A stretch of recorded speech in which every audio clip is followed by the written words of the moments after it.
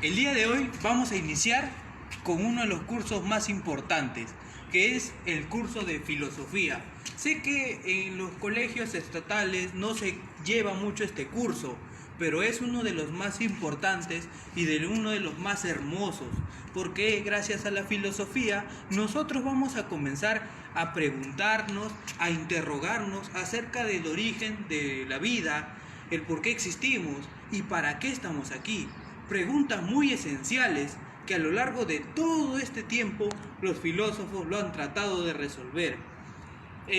Acá vamos a tratar el primer tema de este curso, que es Introducción a la Filosofía.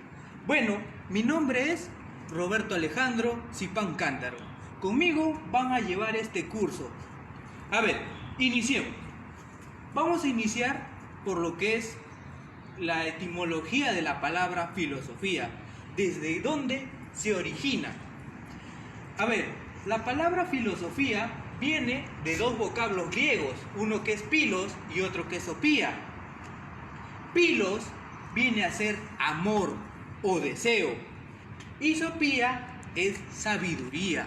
En términos más simples, la definición etimológica de la palabra filosofía es amor a la sabiduría. Esta definición nos la va a dar Pitágoras, un filósofo del periodo cosmológico. Lo que va a tratar de explicarnos a través de esa simple oración, nos va a decir de que el amor hacia la sabiduría se puede entender como la búsqueda hacia el conocimiento. Claro, cabe también acotar de que Pitágoras nos va a dar la diferenciación entre lo que es un filósofo y lo que es un sabio. Pitágoras nos va a decir que un sabio es aquella persona que ya posee conocimiento, que ya no busca más el conocimiento. En cambio, un filósofo va a estar buscando, va a estar indagando por la sabiduría. A esa indagación, a esa búsqueda, se le va a conocer como amor o deseo. Por eso que etimológicamente hablando, la palabra filosofía significa amor a la sabiduría. Hasta acá es la primera parte, que es etimología de la palabra filosofía. A ver, a partir de acá vamos a hablar de los conceptos de cada pensador a través de la historia.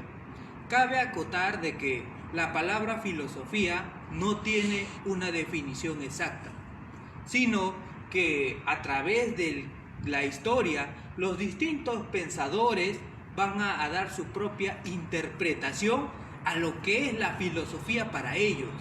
Acá vamos a tener desde la edad antigua, la edad media, la edad moderna y la edad contemporánea. Bueno, iniciemos. A ver, vamos a iniciar con Sócrates. Sócrates pertenece a la edad antigua, al periodo antropológico, en donde se va a centrar en su tema acerca del hombre. Ya en las próximas clases vamos a seguir hablando de él. A ver, Sócrates nos va a decir de que la filosofía es un modo de vida que busca a la sabiduría. ¿Cómo es eso, profesor? Pues a lo largo de toda nuestra vida vamos a buscar conocimiento, vamos a buscar a la sabiduría. Él va a sustentar eso gracias a su definición de Pitágoras. Ahora sí, espero que me hayan entendido esta parte. Avancemos. A ver, vamos a dar inicio con la definición de Platón y la de Aristóteles, dos importantes filósofos del periodo ontológico, en donde ambos van a estudiar al ser. También pertenecen a la filosofía antigua, al periodo antiguo de la historia filosófica. A ver, Platón nos va a decir de que la filosofía es un saber racional que permite llegar a las ideas eternas. A ver, en palabras sencillas, un saber racional, o sea, es lo que nosotros pensamos, nuestro conocimiento, que permite llegar a las ideas eternas. A ver, acá vamos a hacer una pequeña interrupción y explicarles. Platón nos va a hablar acerca de su teoría del mundo de las ideas, o simplemente la teoría de las ideas, en donde nos va a decir de que una idea es el punto máximo al cual el hombre puede llegar. O sea, el saber racional es lo que permite llegar a ese punto máximo, a esa idea eterna. Bueno, eso lo dice Platón. Hasta acá vamos a pasar con Aristóteles. Aristóteles nos va a decir de que la filosofía es una ciencia teórica. O sea, lo único que va a hacer la filosofía es establecer leyes, principios y conceptos de qué es la filosofía. Por ejemplo, nos va a decir que estudia los primeros principios y las primeras causas de todo lo que existe. ¿Qué es los primeros principios y las primeras causas? O sea, se está preguntando de que por qué surge la filosofía, por qué surge el ser, por qué surge o cómo se origina el ser, qué causa el ser. A ver, acá ya más acerca del ser les voy a estar explicando cuando lleguemos al periodo ontológico, donde van a estar Platón y Aristóteles. Cada uno de ellos dos van a hacer una diferenciación del ser. A ver, de ahí vamos a tener a Epicuro. Epicuro nos va a decir de que la filosofía es una ciencia que cura el miedo a los dioses y a la muerte. A ver, les pongo en el contexto griego. En ese contexto, por historia, sé que muchas personas sabrán de que la filosofía griega va a iniciar su origen en el mito. Bueno, en Grecia también va a existir el mito. ¿Cómo qué mitos? Por ejemplo, el mito del panteón griego, en donde vamos a tener a Zeus, a Ares, a Hades, a Poseidón, a Afrodita y los demás dioses que van a conformar al panteón olímpico. Epicuro lo que nos quiere decir con su definición es de algo muy simple. En ese tiempo todas las colonias, todas las polis griegas tenían miedo a los dioses. Si un dios estaba molesto, pues ellos van a dar una explicación de que si el dios está molesto, les va a lanzar un rayo. De que si el dios está molesto, no van a tener cosecha. Va a haber inundaciones. O sea, Epicuro nos va a decir que la filosofía nos va a ayudar a razonar, así a alejarnos de los dioses y también perder el miedo a la muerte, la cual lo van a producir los mismos dioses. Por ejemplo, el dios de la muerte, Hades. Muy bien, hasta acá. Ya hemos pasado todo lo que es en la filosofía antigua. Espero que me hayan entendido y no les quede ninguna duda con respecto a estos filósofos, su forma de pensar, una pequeña introducción de lo que vendría a ser la filosofía para ellos. Vamos a tener también en la época ya, lo que vendría a ser la época medieval, a San Agustín de Hipona y a Santo Tomás de Aquino, dos filósofos muy importantes de ese periodo. Uno va a pertenecer a la escolástica y el otro a la patrística. Muy bien, San Agustín y Santo Tomás nos van a decir de que la filosofía es una sierva, es la sierva que va a ayudar a la teología. ¿Qué es la teología? Pues fácil, es aquella ciencia que va a estudiar sus fundamentos, sus bases referente a Dios. O sea, la filosofía es una pequeña ciencia que va a ayudar a que nosotros podamos hablar y estudiar a Dios. Muy bien, hasta acá, esta es la época medieval. A ver, producción, por favor, necesito el plumón azul. Muy bien, gracias. A ver, acá vamos a tener a René Descartes.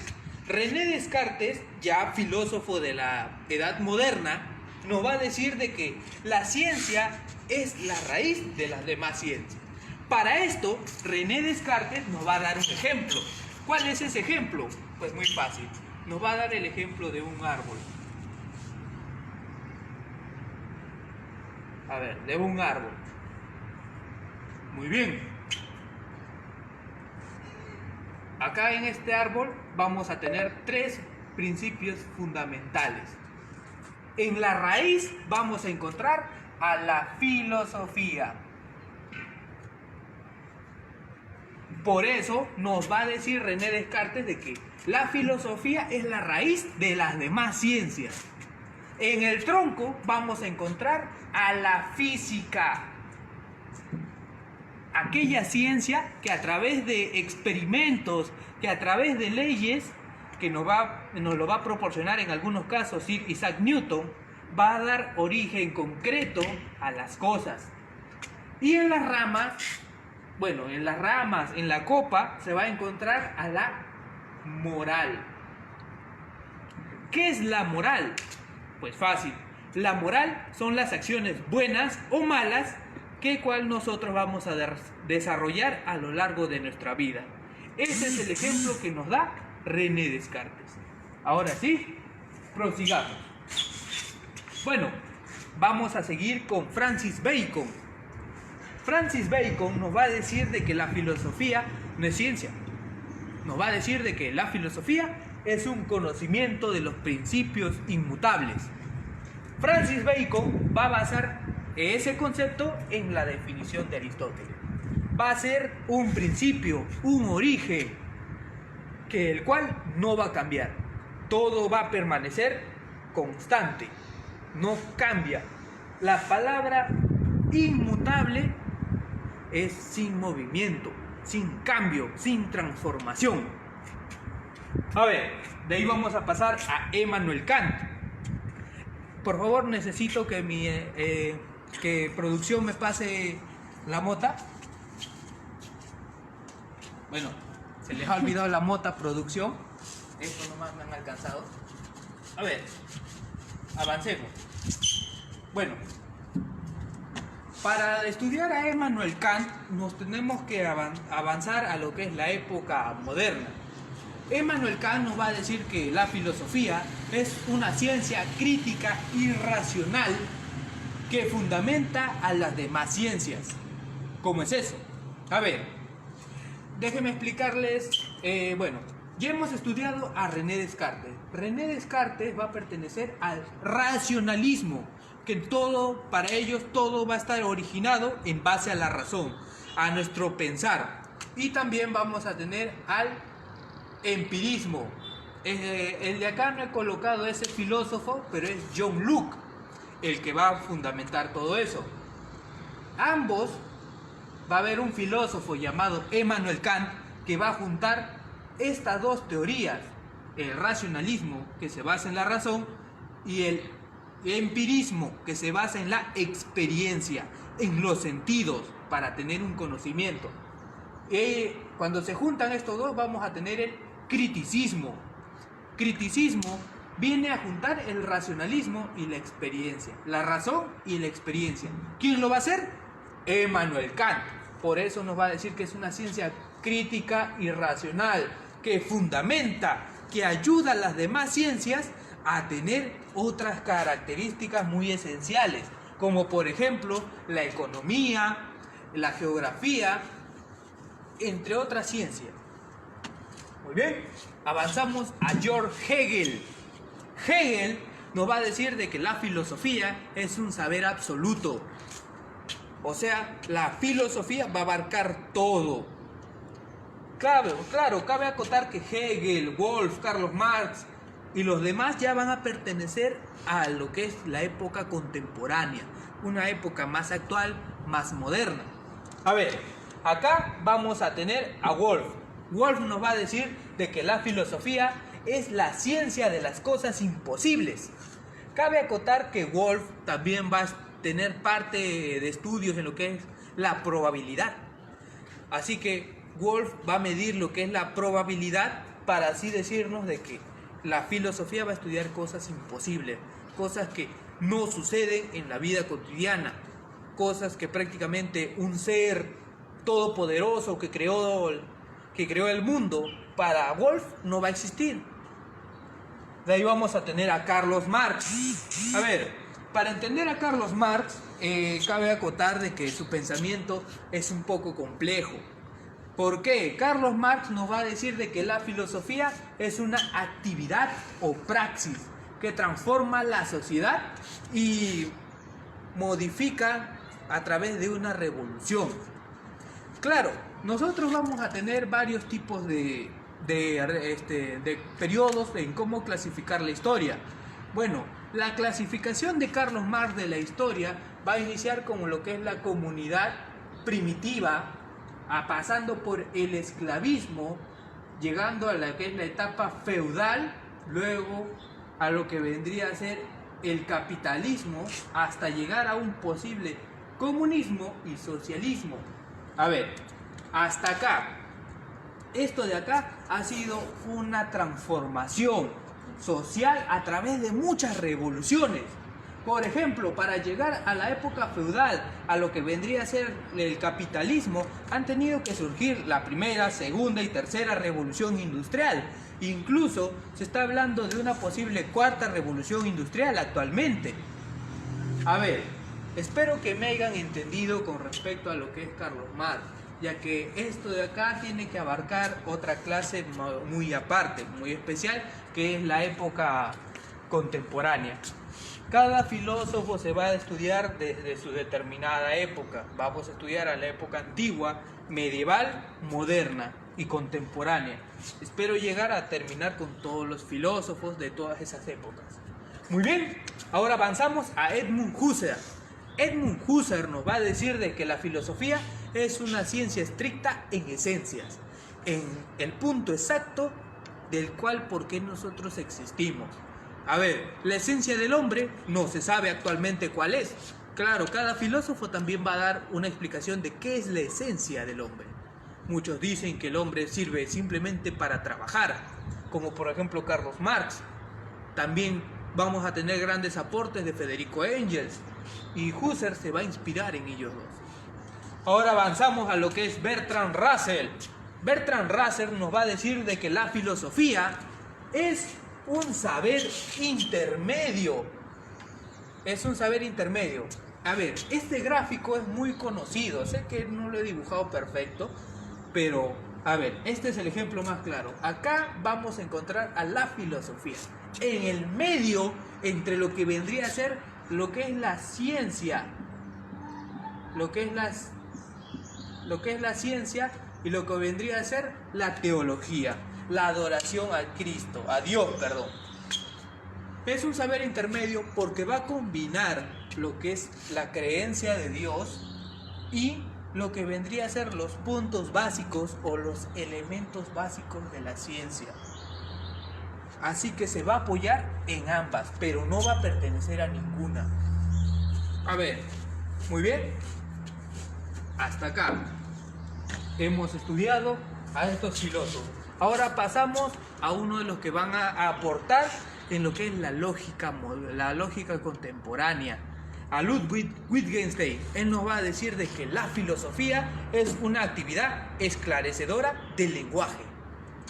O sea, la filosofía nos va a ayudar en el habla, para que así nosotros podamos tener una mejor comprensión de cómo nos comunicamos, cómo es que hablamos y por qué interpretamos ciertos signos. Muy bien, hasta acá hemos hecho los conceptos de la filosofía. Estos temas de acá son muy preguntados en examen de admisión.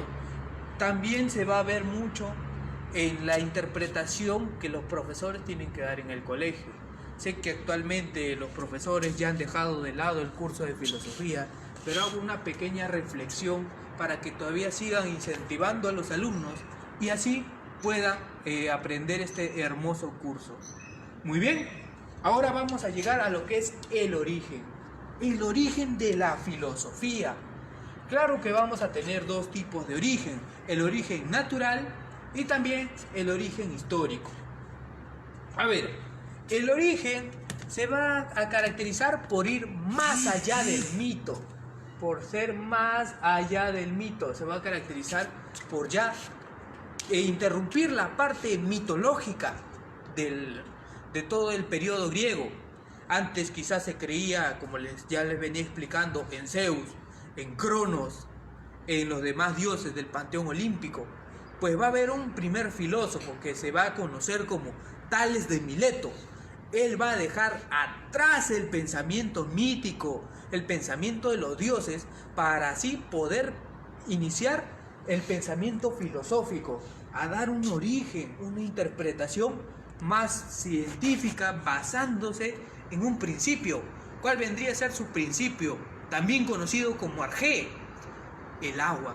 Él nos va a decir de que el agua va a ser el origen de todo. Claro que no va a estar muy equivocado.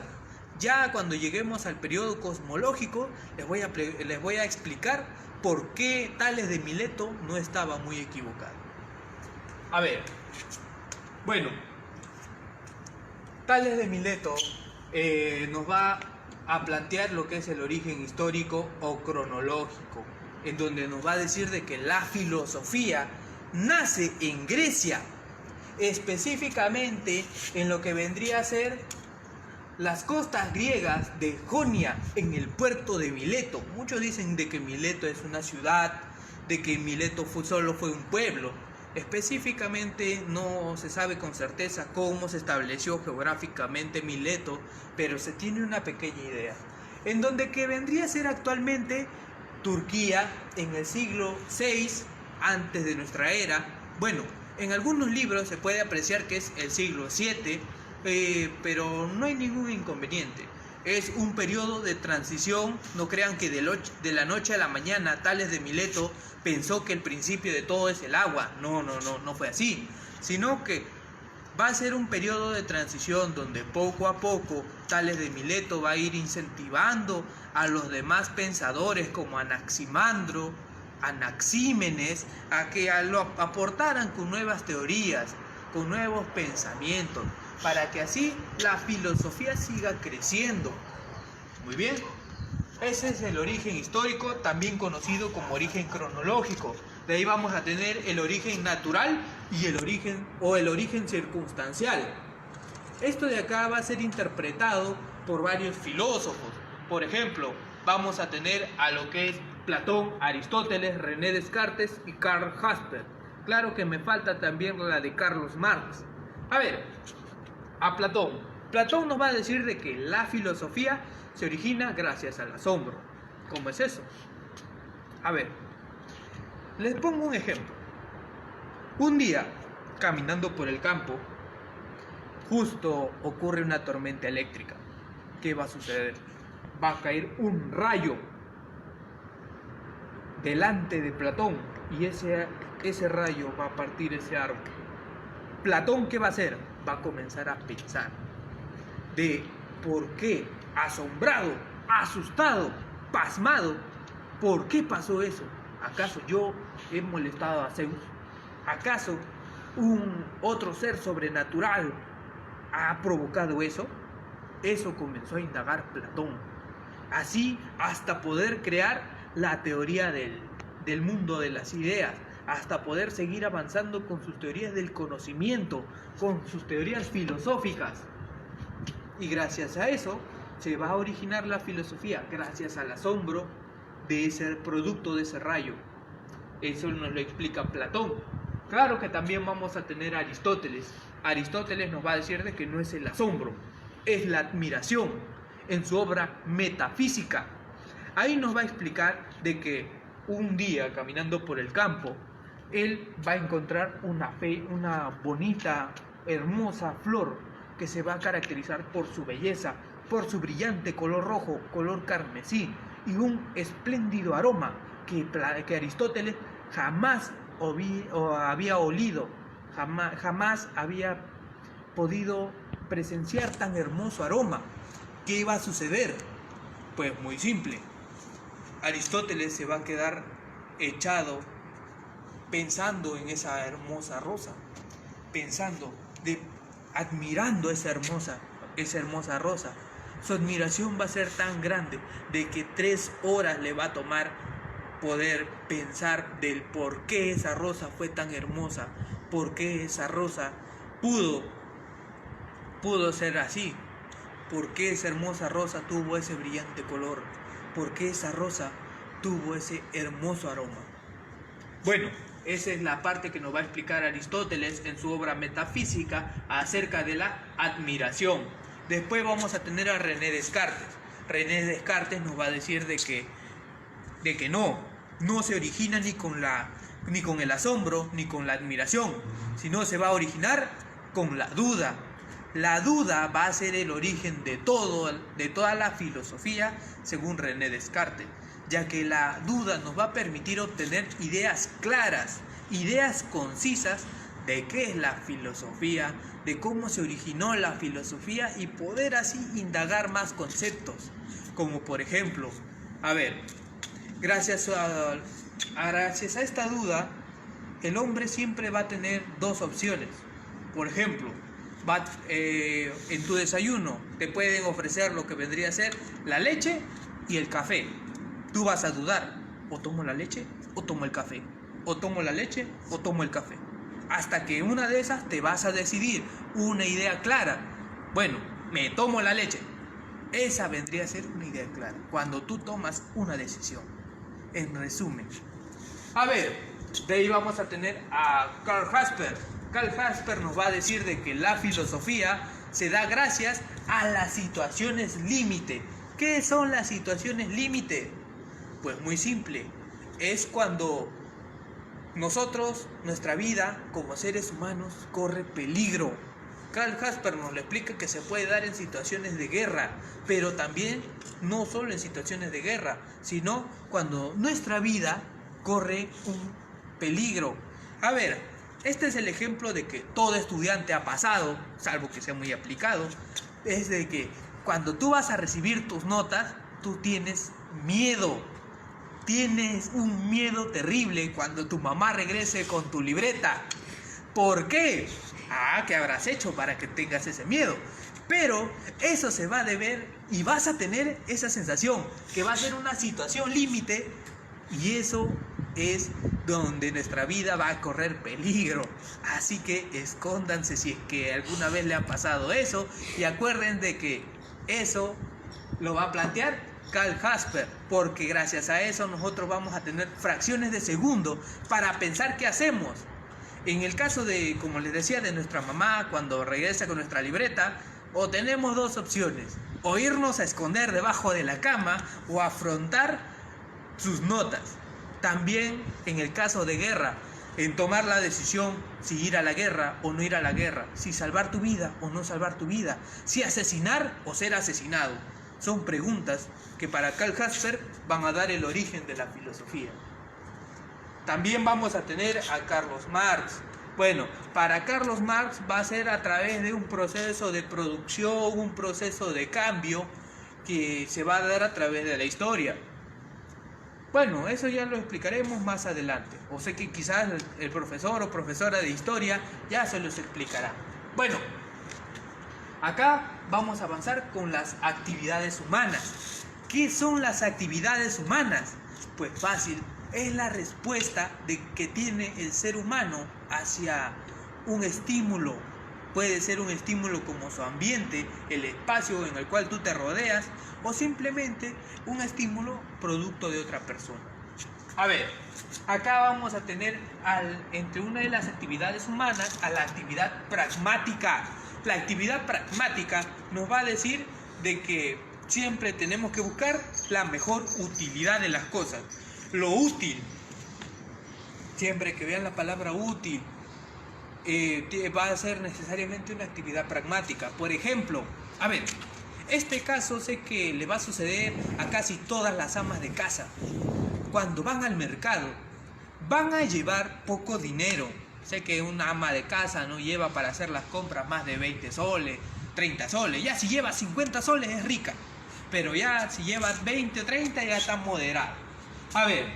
Ellas van a tratar de buscar de que el poco dinero que tengan les sea útil para así poder alimentar a toda su familia. Están buscando la mejor utilidad.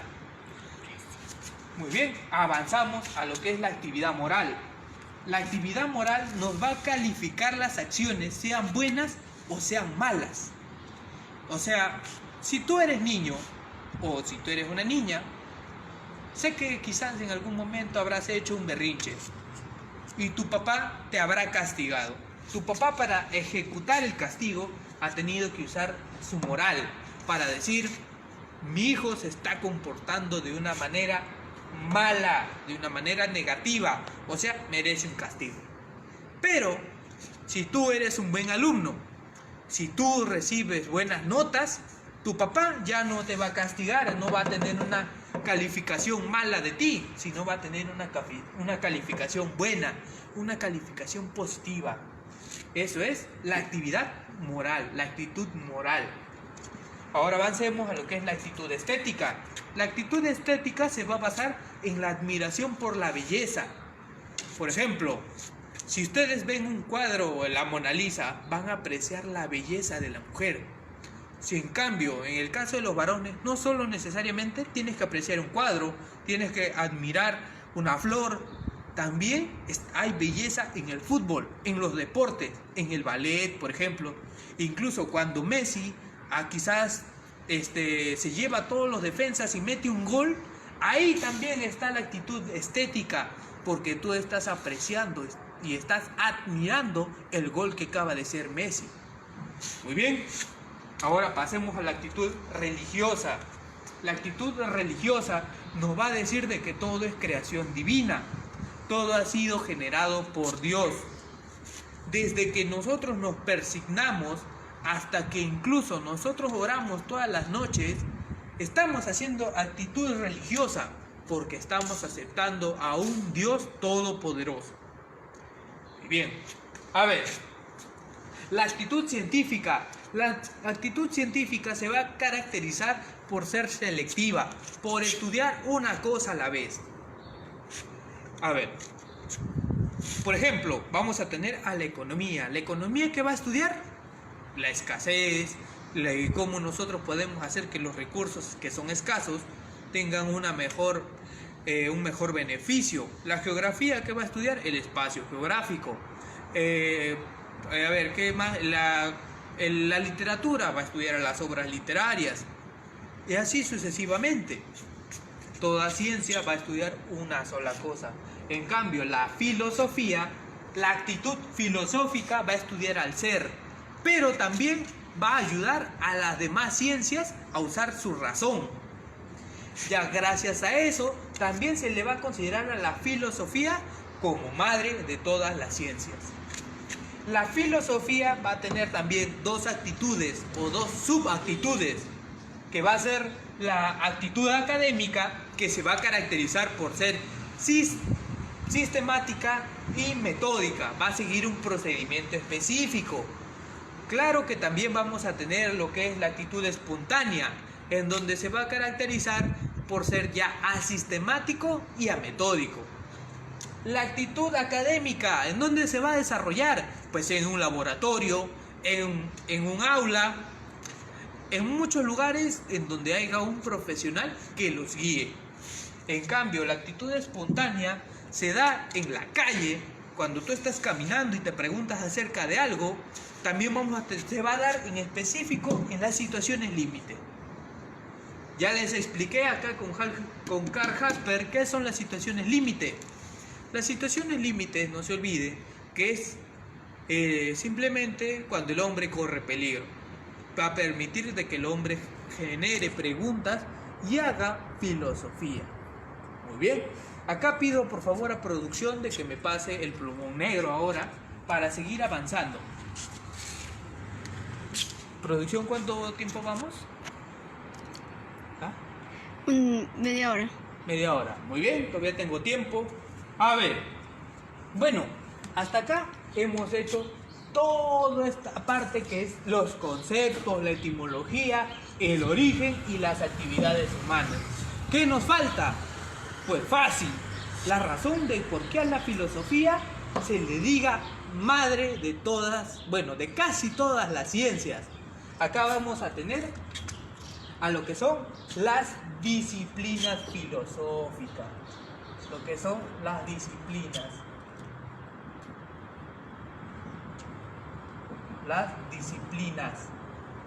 Las disciplinas filosóficas, lo que van a ayudar a la filosofía a tener un estudio más especializado, un poco más específico.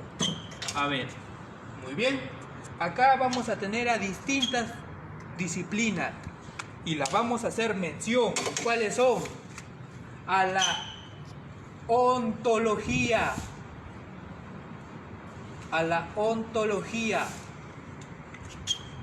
A ver, la ontología. ¿Qué va a estudiar la ontología? La ontología, bien dice su vocablo, onto. Onto quiere decir ser. La ontología va a estudiar al ser. La ontología va a ser una ciencia que va a ayudar bastante en el periodo ontológico, o también conocido como periodo de los grandes sistemas. Acá vamos a tener a Platón y a Aristóteles en ese periodo. También vamos a tener a lo que es la antropología. Antropología. ¿Qué va a estudiar la antropología? La antropología viene del vocablo antropo. ¿Qué es antropo? Hombre. Va a estudiar al hombre. Al hombre como el origen del hombre, el desarrollo evolutivo del hombre, el desarrollo humano del hombre. A ver, acá vamos a tener lo que van a ser todas cómo nos hemos formado nosotros como seres humanos también. A ver, avanzamos. Vamos a tener a la estética. A la estética. ¿Qué va a estudiar la estética? Va a estudiar a la belleza.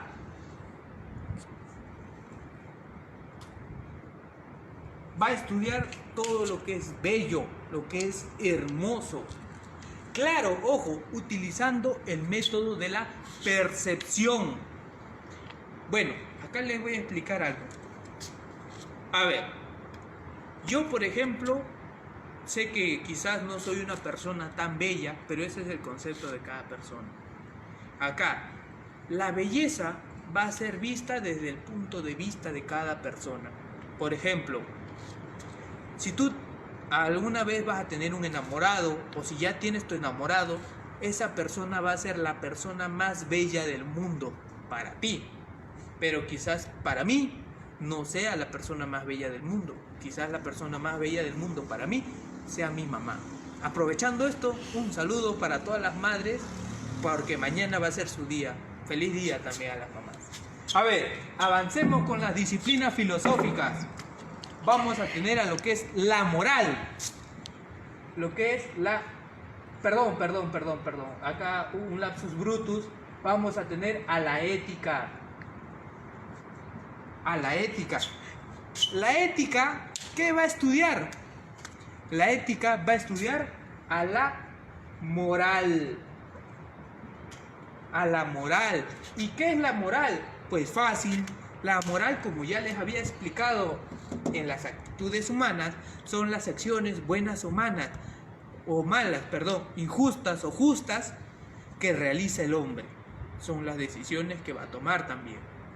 ¿Sí? A ver, de ahí vamos a tener a lo que es otra disciplina muy importante. Ya tenemos la ontología, antropología, estética y ética. ¿Qué me falta? Sé que me falta una disciplina.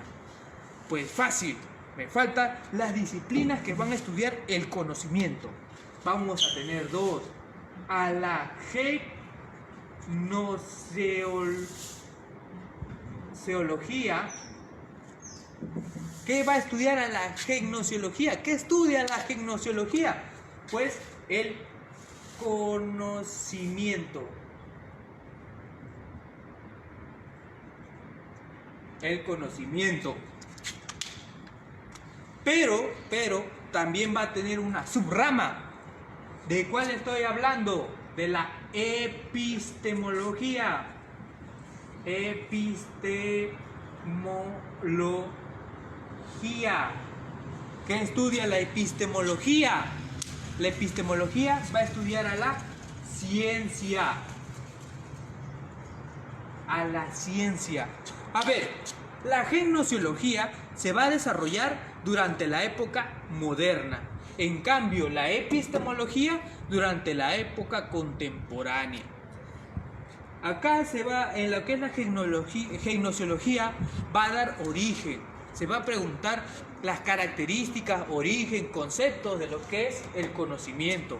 En cambio, la epistemología va a preguntarse más por los métodos por lo cual va a usar la ciencia.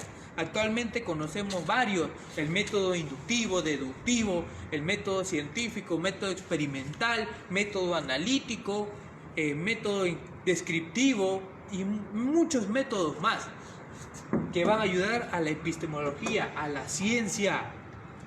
También me falta lo que es lo que vendría a ser la semiótica.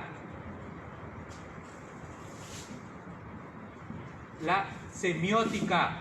A ver, sé que en lenguaje la semiótica tiene otro significado, pero para la filosofía, para las disciplinas filosóficas, va a estudiar lo que son los problemas del lenguaje. Los problemas del lenguaje. Eso va a estudiar la semiótica. La semiótica va a ser gran aliada de este pensador, de Ludwig Wittgenstein. ¿Sí? A ver, de ahí vamos a tener lo que es la lógica. Lo que es la lógica. ¿Qué va a estudiar la lógica? La lógica va a estudiar el razonamiento. El